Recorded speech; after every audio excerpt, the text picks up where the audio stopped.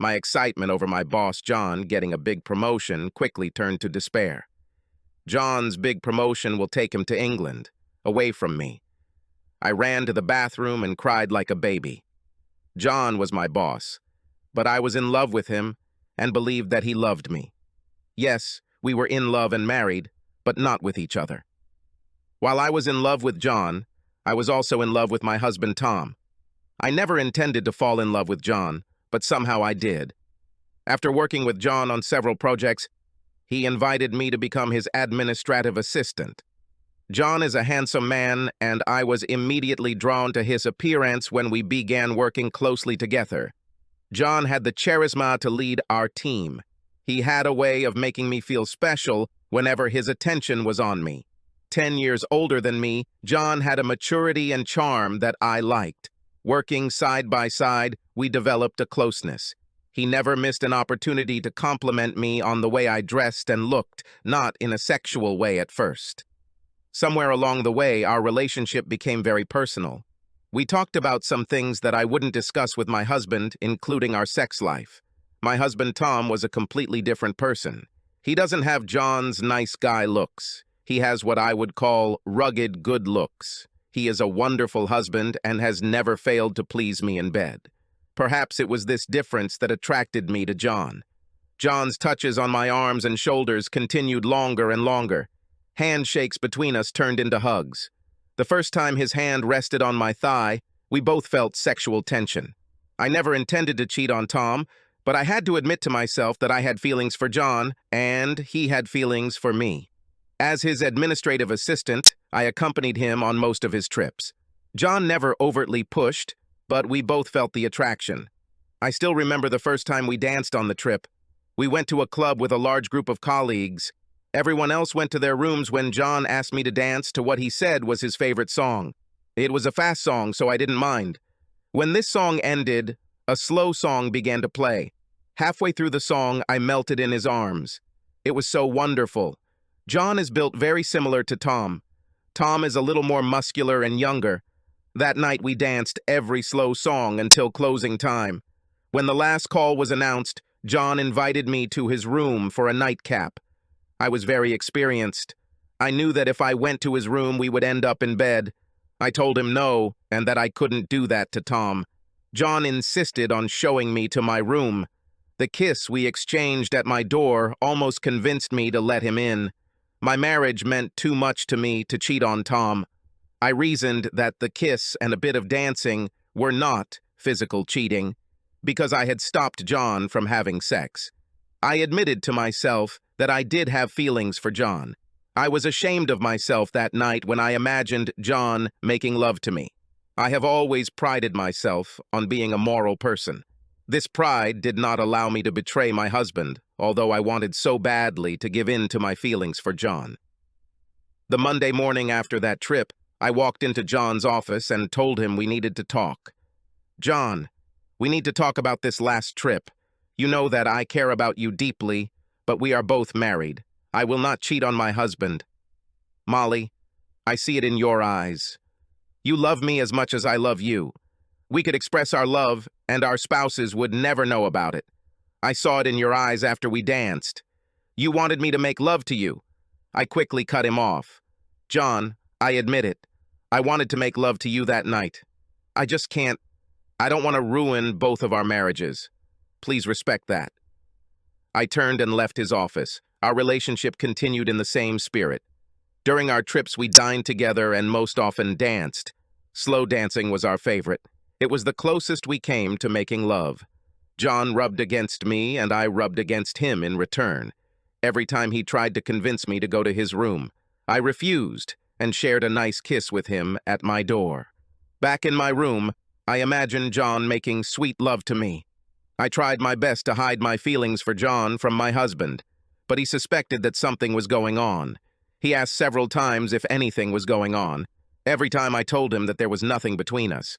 We were colleagues and good friends. There were several corporate events where John and I danced. Each time I told John that dancing in front of our spouses was a bad idea, but he insisted. From my interactions with John's wife, Gail, I realized that she suspected that something was going on between us.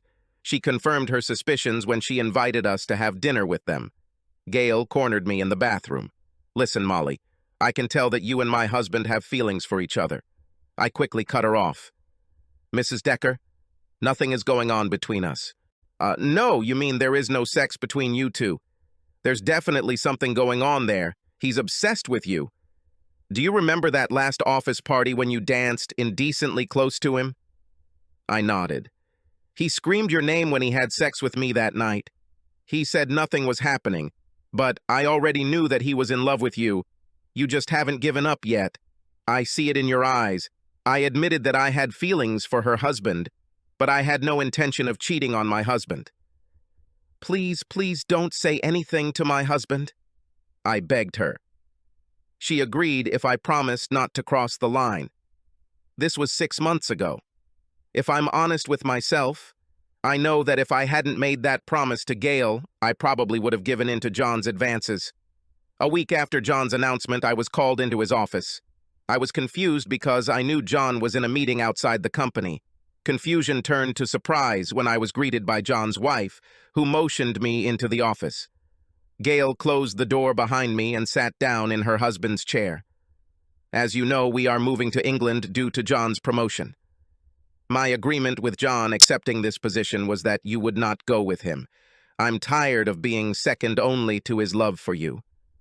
Gail, I fulfilled my agreement with you. I told him no every time he suggested sex. I know it. I talked to John about his feelings for you. John confessed his love for you and admitted that he tried to seduce you. He says you resisted his advances. I think the fact that you turned him down made him want you even more. You are the forbidden fruit he craves. Do you realize that most of the company thinks you two are having fun? My God, really? Yes, Molly, that's true. You two look like teenagers in love. I told John that if he wants to stay married, your relationship will end when we move. I come with an offer that will allow you to end this relationship and get rid of this forever in both of your heads. I don't need Molly's ghost hanging over my marriage for the rest of my life. I'll arrange a weekend together for you. A weekend where there are no rules. You two can do whatever you want. Yes, including sex. In exchange, you will both sign a postnuptial agreement. This agreement stipulates that you both agree that after your weekend together, you will never, and I mean never, have any contact again. If you do this, it will be grounds for divorce and 100% of the marital property will be given to the spouses, me and your husband. Your weekend will be at our lake house and your husband must be present. What? You are crazy? My husband will kill me, I said angrily. Right now, he thinks you're having an affair. A panicked expression appeared on my face. Don't tell me this is news to you. He came straight up and asked me while you two were cheek to cheek at the Christmas party. This way, both of you will be able to satiate your feelings forever. Yes, this will be done intentionally. You will show your husband the post-nuptial agreement and tell him that after the weekend he will know for sure that it is over and you can move on with your life. Let's say I agree to this. Why is he there? To humiliate him? No, nothing like that. His presence is my insurance policy.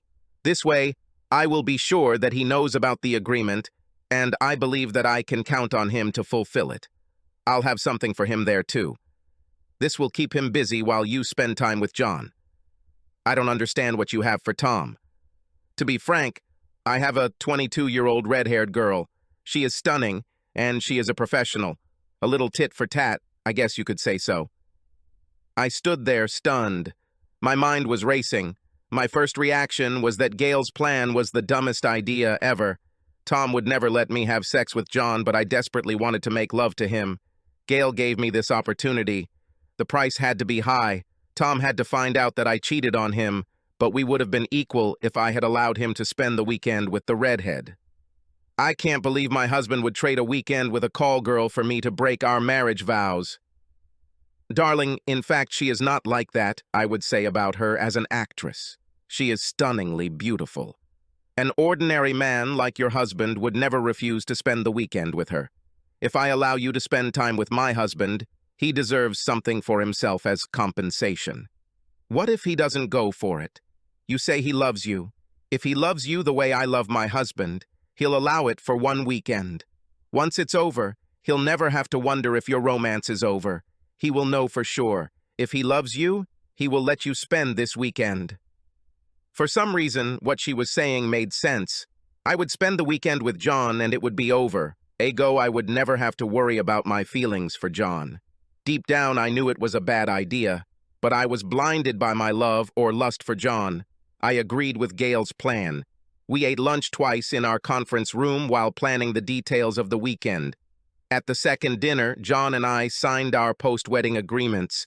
Gail discussed each line with us in detail. She said this was to make sure no one got the content wrong. One of the secretaries certified them to a notary. I should have been embarrassed. I think she knew what we were doing, but I was too excited to care. I still hadn't told Tom and wasn't sure how to do it. Gail suggested that I not tell him until we were at the lake house. Like everything else, I thought it was a mistake. But again, I stupidly agreed. Gail suggested that I tell Tom the whole plan only when we arrived at the lake house and only after he met the redhead. I would show him the post-nuptial agreement and tell him he's going to spend the weekend with a beautiful woman. Gail won't be there. She said she couldn't handle it. I had to give Tom her number so he could call if he had any questions. Questions, that would be an understatement, I think. By giving Tom just a few days' notice, I hoped to keep his inquiries to a minimum. Tom was unhappy, but agreed. He was clearly leery of the weekend. I tried not to think about it, all the time telling Tom that I needed this weekend. When I thought about the weekend, I assumed that everything would turn out exactly as Gail said. John and I would have our weekend that we've always dreamed of, and it would all be over.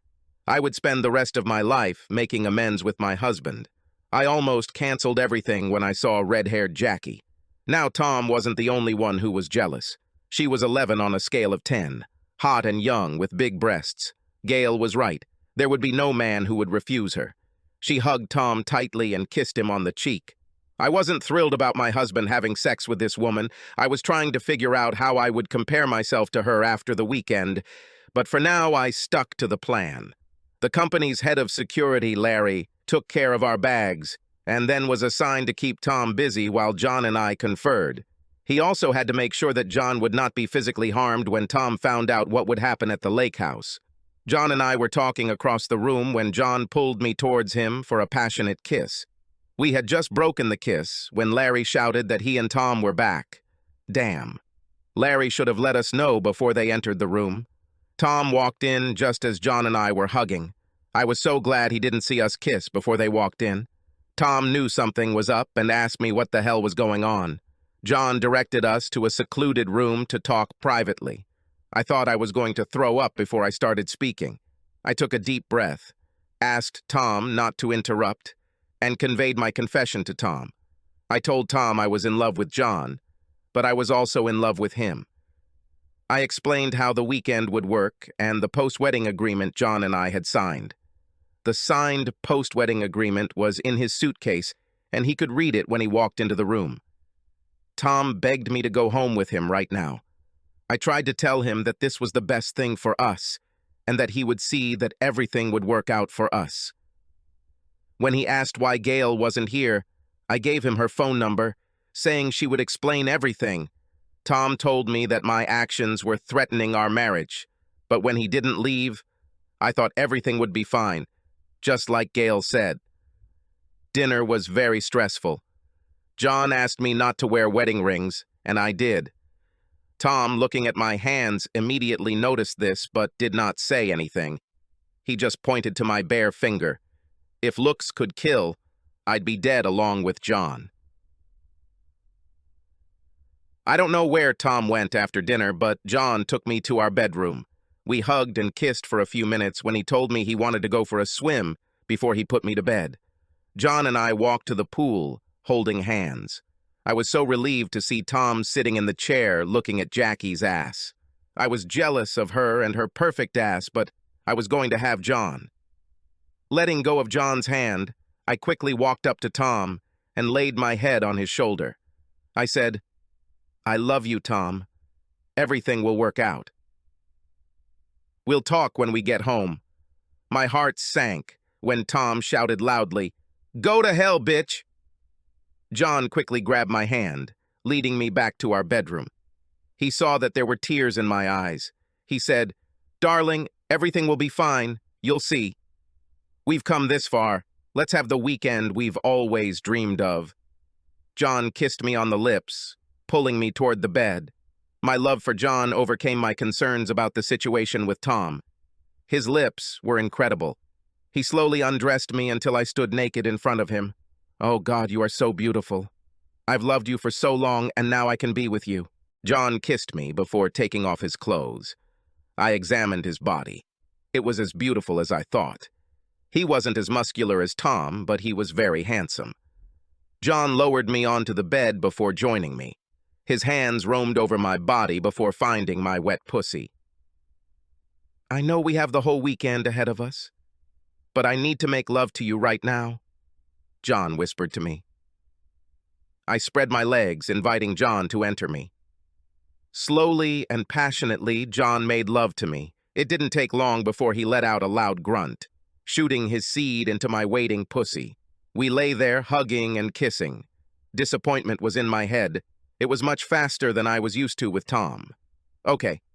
I figured John would have enough time before the weekend was over to make me come. It seemed like an hour or two had passed when John asked me to take a late-night swim in the pool. It sounded so romantic that we quickly got dressed, not knowing who was still awake at that time of night.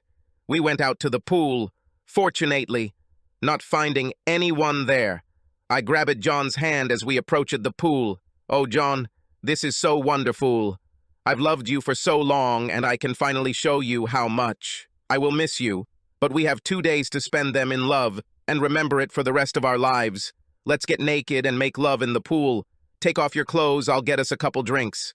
I was just approaching the door when I heard Tom's voice. "Hey, asshole."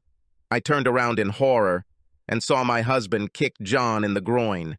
As John doubled over in pain, Tom kicked him in the chin, and John fell backwards into the pool. I ran to the pool and helped John get out of it. I was trying to see if he was okay when I noticed Tom wasn't there. Larry ran out, helping me get John into the house. A few minutes later, Larry went to check on Tom but told us his room was empty and our car was missing. I went to his room, crying and already knowing that he would not be there. In the morning, John found me curled up on the bed. He lay down next to me and said how sorry he was that things weren't going as planned. When I asked where the others were, he told me that he sent the others home so we could be alone. He also offered to take me home if I wanted it. I seriously considered moving back home, but decided the damage had already been done. This was supposed to be my last chance to be with John. I put Tom out of my mind and decided to have fun. We spent the weekend eating, drinking, and trying to make love. Although Tom's blow did not kill John's manhood, it did cause John a lot of pain. By Saturday evening, John was very stressed. And I don't mean that in a good way. We tried to make love, but either it hurt him too much or it didn't give me much pleasure. No matter how afraid I was to return home, I was ready to go. Gail was right. The weekend gave me a chance to get John out of my head. I was truly in love with Jonah, but I knew that my love for him was not the same as my love for Tom. She was right about the forbidden nature, what excited me. I was going to miss John, but I was ready for him to be out of my life, and I was ready to go back to being Tom's wife. When we got to the driveway, John helped me out of the car, but it was actually me helping him since he was moving very slowly. He still hasn't recovered from Tom's blow. John hugged me and kissed me passionately. He told me how much he loved me and how much he would miss me. Just as I was about to tell him I loved him, I heard Tom's voice. "Asshole, if you don't get out of here in 5 seconds, I'll do more than what you've already experienced." John quickly kissed me goodbye before driving away. I grabbed my bag, glad to put this whole episode behind me. I walked into the living room and found Tom sitting in his favorite chair. I noticed a postnuptial agreement on the coffee table. I started to apologize, but Tom cut me off. "No, you will answer my questions before you say anything. Don't you dare try to lie, I want the truth. Did you have sex with John this weekend?" "Yes, we had sex." "Why did I have to be there while you were having sex with him? Was it to humiliate me?" "God, no, honey, I would never do that to you." This was Gail's condition. She wanted to make sure you were aware of the agreement. She said that this way you will understand how committed we both are to never having contact again. That's why you were given our agreement and a signed copy of John's postnuptial agreement. Big guy Larry, is he an employee of the company? Yes, he is the head of the security service. But you know, I told you he's guarding the party at the lake house. I started to get nervous about Tom's questions. Tom picked up the agreement. The notary's name seems familiar. Does she work for your company? Yes, this is Dana. She is one of the secretaries. I think you're familiar with her. Tom's face broke into a grin. I was getting more and more worried. Those dinners you told me about, where you planned to spend this weekend, they were in your office, weren't they? Yes.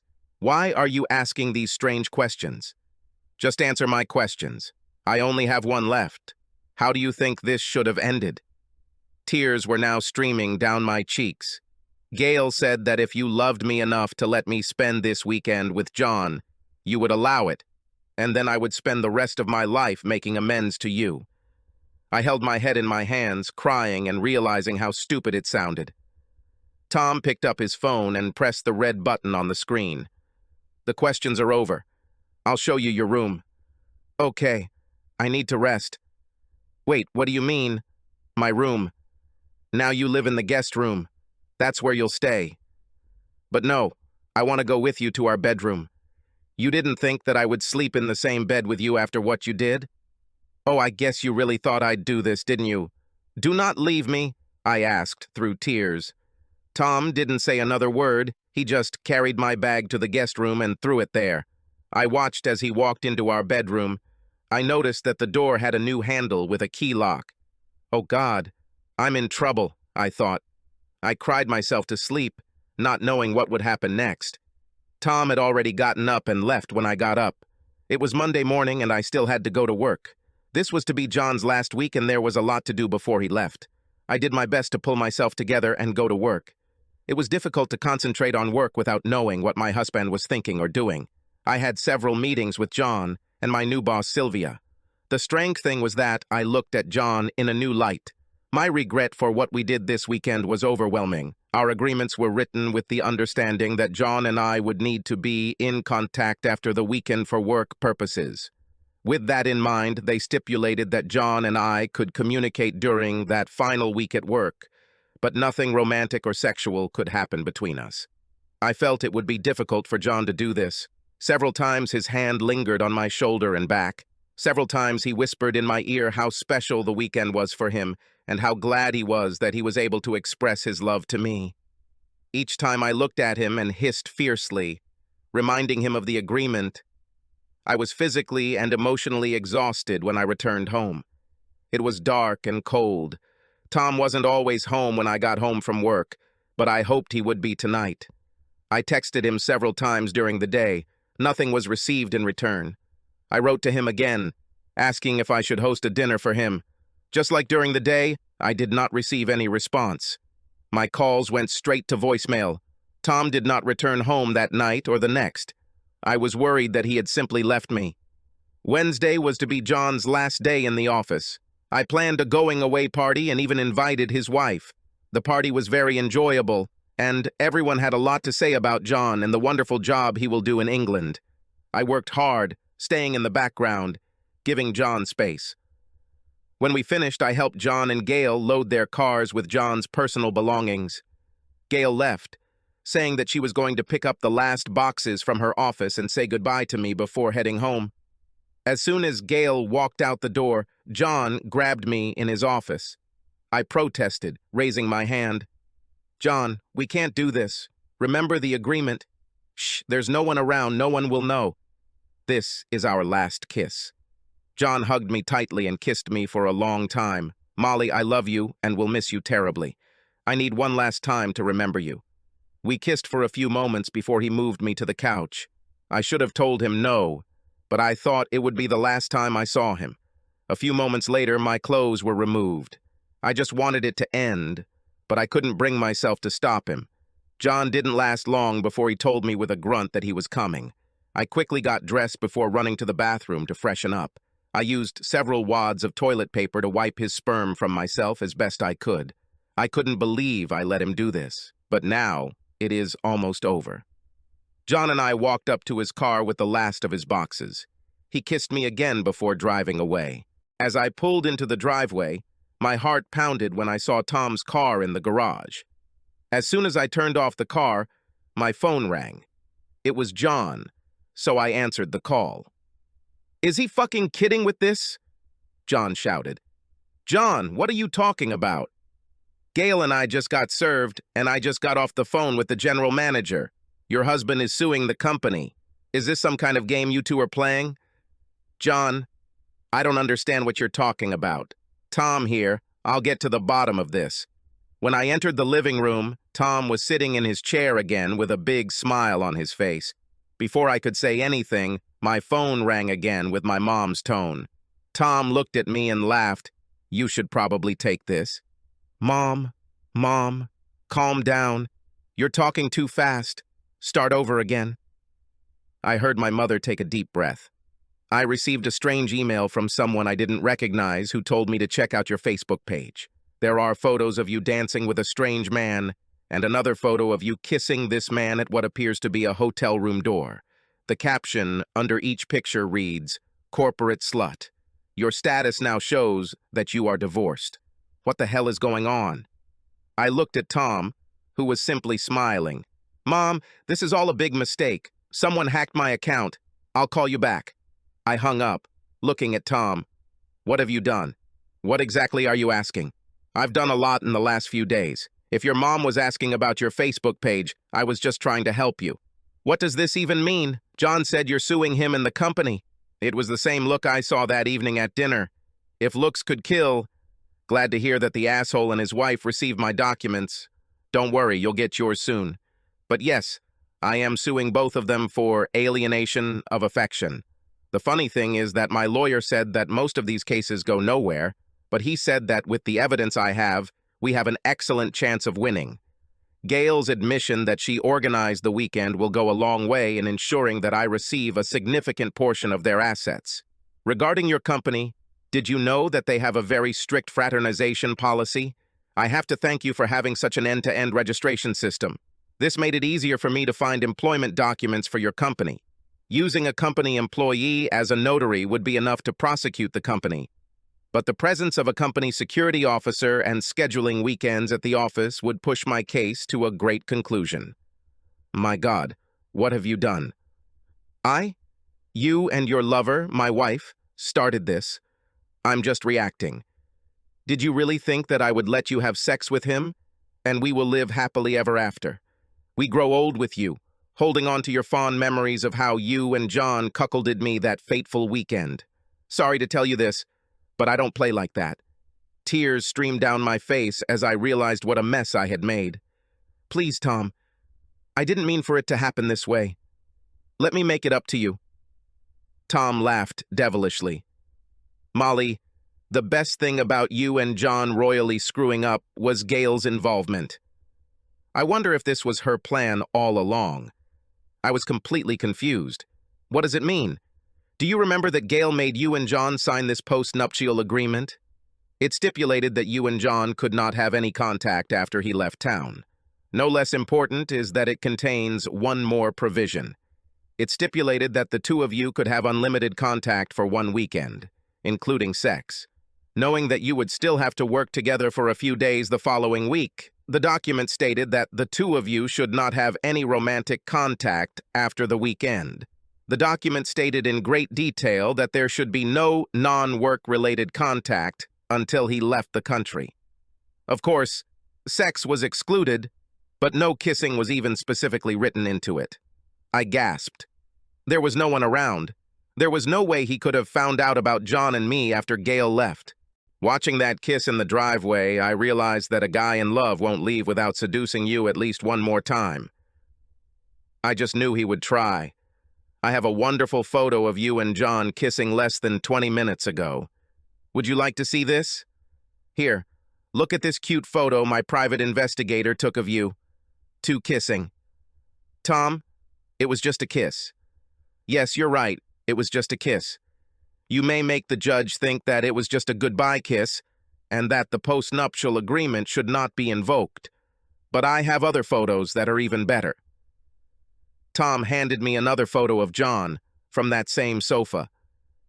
My God, it's not what you think. Oh yes, that's right. John wanted one more time and you let him. Don't like the quality of the photo? Amazing, right? This is the quality of the photographs when the photographer was in the next building and shot through the window of John's office. Aren't you very curious if anyone else has been watching you like I have? Kissing alone would violate the postnuptial agreement. But damn, the photos of you having sex with him on the couch, completely breaking it. Don't you wonder if this was Gail's plan all along? If I had assumed that you would break the terms of the agreement, she should have assumed the same. I can't believe she would say, have fun with my husband this weekend and all will be forgiven. Don't you think she set you up? My God, Tom was right.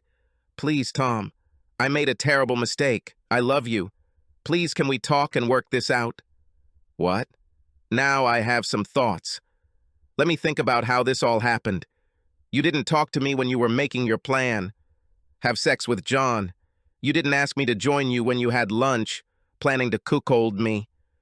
As far as I remember, I did not take any part in the discussion to destroy our marriage. I was never given the opportunity to talk you out of your stupidity. But now you want to talk to me. Sorry, I should have talked to you. Tom stood up, cutting me off. I'm going to show you the same courtesy that you show me. I'll tell you how everything will happen, and now you won't interrupt me.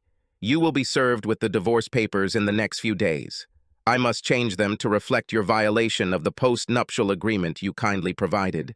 You can stay in the house until the divorce is final. That's as long as you stay in the guest room. The terms of the divorce will be the same as those outlined in the postnuptial agreement you drafted. My lawyer said that if I made it up, it would be impossible because it would be too harsh on you. The fact that it was your idea or Gail's idea that you agreed with makes it entirely feasible. You will not get anything from our marriage, not the car you drive, not your jewelry, not any part of my company, not any of the assets we created during this marriage. I could even rid you of any of your clothes, but I don't need them. You will not receive any alimony, no maintenance, no home. The funny thing about all of this is that it was Gail's idea. Please, Tom, I exclaimed. Stop, I said, don't interrupt. I'm not finished yet. You asked what I did. I am coming for your precious John, his wife, and your company. I served them all today. The best part is that you provided me with all the evidence that puts the company right in my line of sight.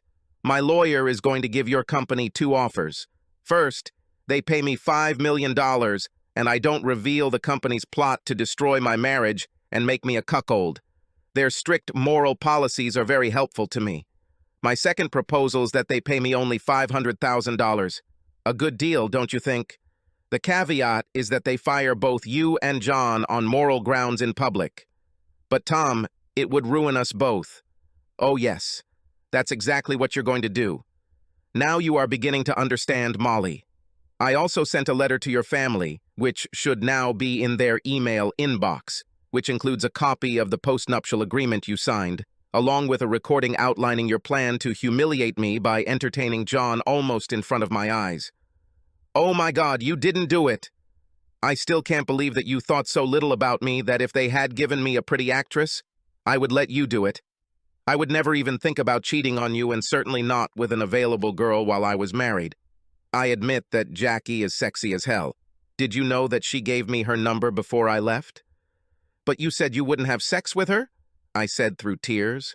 No, I said I wouldn't have sex with her while I'm married. I called her yesterday to see if she could help with my lawsuits. We made a deal. I wouldn't mention her name in lawsuits or call her as a witness. She promised me 3 days off after the divorce was final. She said something about having to get all my errands done ahead of time because I wouldn't be able to walk properly for a few days after this. Not sure what she meant, but damn, I want to know. Oh God, Tom, please don't do this. Hey, I also thought you might benefit from being fired on moral grounds. I'm sure you can find another company that needs a corporate slut. I couldn't believe what I was hearing. As for John and Gail, I will deal with them personally. If Gail really did this, knowing she was going to take everything from her husband, I bet she didn't count on me taking any of it. I have just one question for you. Did you really believe that I would allow you to humiliate me like that and not do anything? I cried for a few moments as I searched for an answer. Tom, I don't know what I was thinking. I was upset about John leaving. Gail suggested the idea of a weekend getaway. She said it would be good to get this out of our heads once and for all. Gail told me that if you loved me, you would let me have one weekend. God, I was so stupid. Tom laughed. Finally, we agree on something. In your world, if I loved you enough, I would let you spend the weekend having sex with your lover and then take you back as if nothing had happened. I'm sorry, but you should have known that this was not the man you married. I took our vows seriously, and when you broke them and shoved it in my face, you killed the love I had for you. When I look at you now, I don't see a woman getting married. I just hope your weekend was worth it. I wanted to tell him that it wasn't like that and that I was sorry. All that came out of my mouth was crying. Finally, I called my mom to come get me. I knew I could no longer stay in what was my home. It was difficult to explain my stupidity to my parents. The expression of disgust and anger was more difficult to bear than their silence. I called work, saying I was going to take 2 weeks off. In the second week, I received a call saying that I had to be at work on Friday for a mandatory meeting with the CEO of the company, who was flying into town. I assumed that Tom had given them his ultimatum, and I should have been fired. I cleaned myself up as best I could, and my father took me to the office. He walked me into the conference room and told everyone that he was going to stay with me. The CEO, accompanied by the HR director and a woman I didn't know, entered the room. The CEO began, "Mrs. Adams, may I call you Molly?" I nodded. "Molly, I think you know why we're here. Your husband, Mr. Adams, is suing a company for allowing an inappropriate relationship between a company executive and his subordinate. In the short time we had to investigate this matter, it became clear that company resources were being used to support inappropriate relationships. Our lawyers have advised us that it is best to reach an agreement with your husband or, as he put it, your future ex-husband. What I have to discuss with you now must remain strictly confidential. Your father can only stay if you both agree to keep everything discussed in this room confidential, or your father will have to leave." My father agreed as a tear rolled down my face. "Your husband gave us 2 options for resolving the lawsuit. Our lawyers suggested a third option. This option will require your approval. Mr. Adams wanted you and Mr. Decker fired, or he wanted very significant compensation. We objected. Mr. Decker has already been fired on moral grounds. We didn't see any other options, but we decided not to fire you, but to increase his payment to $1 million. You will be demoted from executive assistant to secretary. Your salary will remain the same, as will your benefits." He pushed a piece of paper towards me. "This is an agreement that sets out what I just told you." My dad spoke. "We'll have our lawyer take a look at it and we'll get back to you." The CEO looked worried. "Please do so, but we don't have much time to respond to Mr. Adams." Dad drove me straight from the office to his lawyer. I was shocked at how quickly we found ourselves in the lawyer's office. Last week, I was served with divorce papers, but I didn't have a lawyer. I guess I was hoping Tom would change his mind. After an hour of waiting, David Wilbur agreed to be my attorney regarding the divorce and my new employment issues. Mr. Wilbur told us that he reviewed both the divorce petition and postnuptial agreement, as well as the agreement that our CEO presented. "Molly, we can challenge the divorce on the grounds that the postnuptial agreement is very cruel. The problem is that it was essentially compiled at your request. If Tom had forced this on you, there was no way it would have been feasible. We can fight, but I don't like our chances. Our best chance is to wear Tom down to change his mind." I quickly spoke. "I want to fight. There are some troubling aspects in this agreement with your company. Yes, they want to settle with your husband, but if they fire you, you have an even worse case of sexual harassment.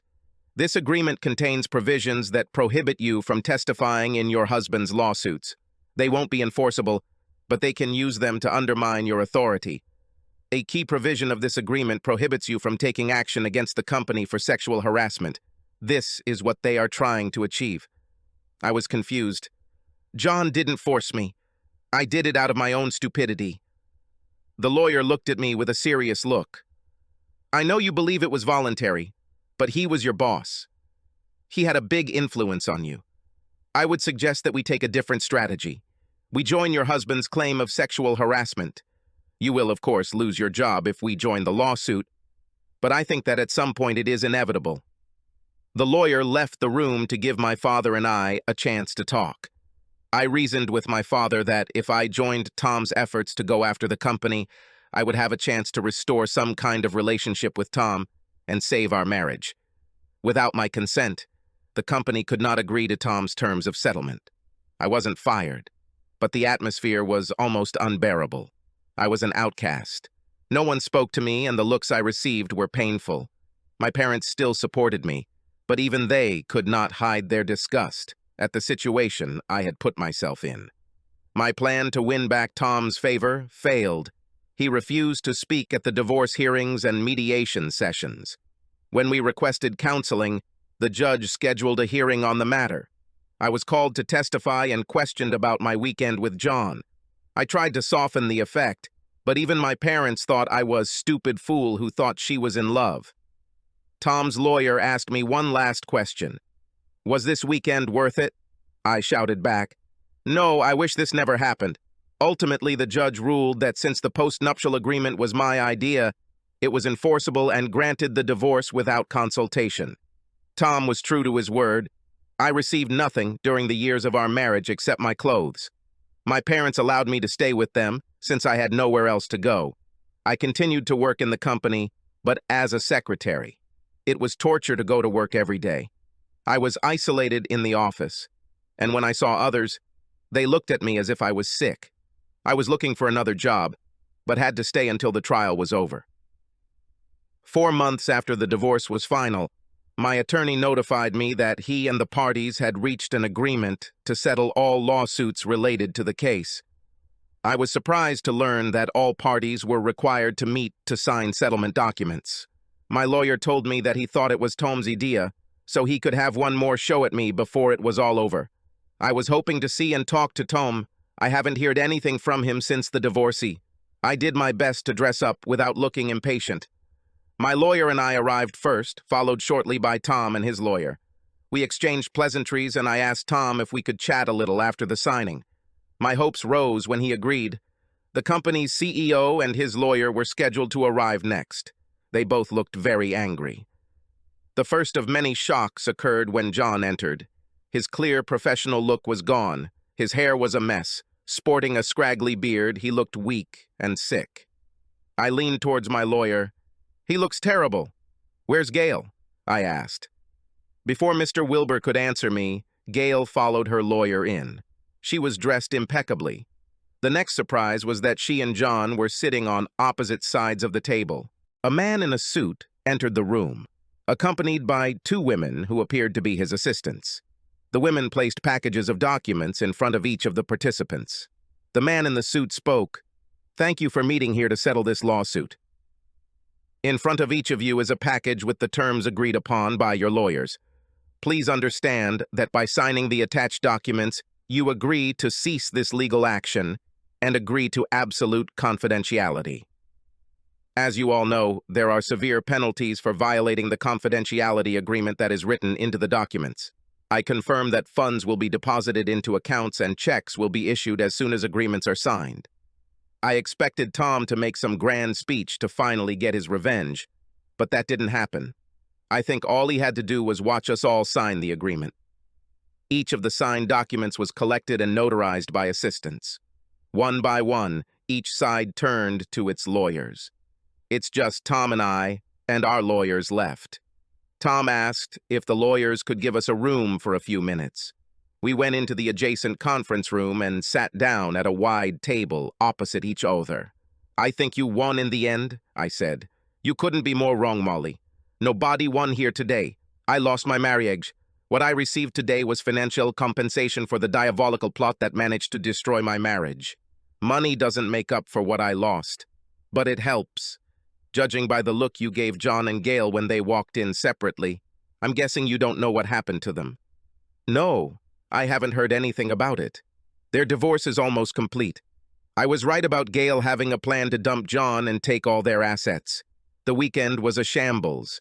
She knew he would do almost anything to fulfill his fantasy of being with you. When she brought up the idea of a postnuptial agreement, he jumped at it. She got you right, too. You've walked right into her trap. She knew my private investigator was following you, and she knew that I wouldn't tolerate you having sex with John. I was part of her revenge on you. She knew I would go after you like she was going to go after John. She had her own private detective watching your now famous last kiss, and his office was equipped with cameras. With this evidence, she can take everything from him. What she didn't count on was that I would follow her. Since this is confidential, I can't tell you how much, but I'm getting good compensation from Gail and John. Well, most likely it will be from Gail, since she'll rip him down to the bottom of his pants. I have to say, I was a little upset that you were going to profit from joining my lawsuit, but since the company couldn't fire you over your sexual harassment claim, they gave me a pretty decent increase to my settlement. I understand that as part of your agreement, you are leaving the company. Yes, I hate going there to work now. I'm glad it's over. Tom, is there any way to give me a second chance? You said how upset you were about losing our marriage and we could get it back. Well, that won't happen. Things are getting serious with my new girlfriend. In fact, she should already be here to pick me up. You should say hello. My heart sank, but I knew it was a long journey. We returned to our lawyers and they finished filming the cases. Mr. Wilbur said I would receive a check in a week. This money wouldn't change my life, but it would allow me to get my own place and pay my bills until I found another job. When we all left, a black Mercedes drove up to the front door. My last shock was to see a stunning red-haired girl get out of the Mercedes. Molly, do you remember Jackie? I looked at Tom in shock. But Tom interrupted me. Not anymore, she gave it up. Jackie ran up to Tom, hugged him and kissed him. When Tom got into the driver's seat, Jackie ran up to me and hugged me tightly. I'm so glad to see you again, Molly. I wanted to thank you for freeing Big Tom. He changed my life. I can't believe you left him for a weekend with little John. She raised and showed me her little finger with a laugh. He was quite disappointed, wasn't he? Jackie blew me a kiss as she got into the Mercedes. After a long kiss, Tom set off, leaving for his new life without me. Subscribe to our channel so that your second chaff doesn't cheat on you, and go ahead and listen to the next story, because this story is nothing compared to the next one. If you're under 18, don't even think about listening to the next one.